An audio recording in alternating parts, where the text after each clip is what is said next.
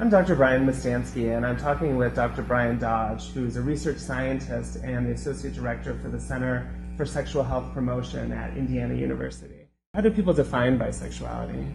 Bisexuality has been defined as a physical, emotional, or sexual attraction towards members of both genders, and also now transgendered individuals figuring into that as well.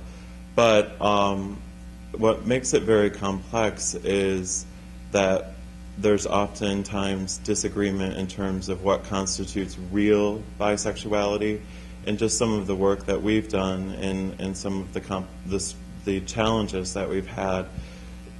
People are very sort of skeptical in general of bisexuality in both, I think, heterosexual and homosexual communities, and because of that, getting a sort of a general definition of bisexuality, whether it's a behavior that occurs with men and women over the past, 3 months, 6 months, 12 months, 10 years, lifetime. At what point do you start to define, the parameters?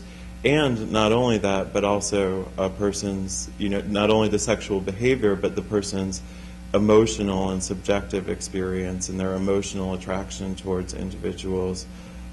Makes it very complex. And then also the fact that people really don't talk about bisexuality very often.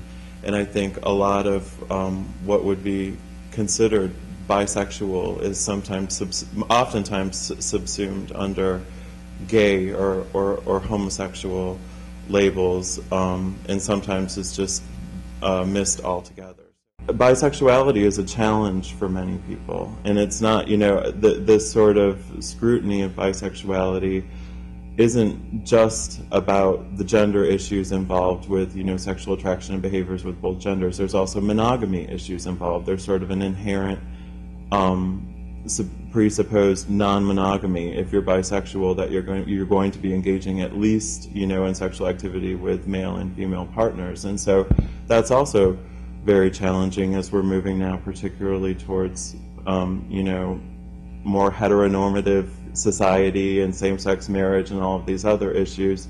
In terms of having bisexual relationships, that's a challenge for many people to understand as well. So I think that, again, because adolescence is such a fluid time, that bisexual feelings, bisexual attraction, bisexual identity can be something that changes and transitions over time.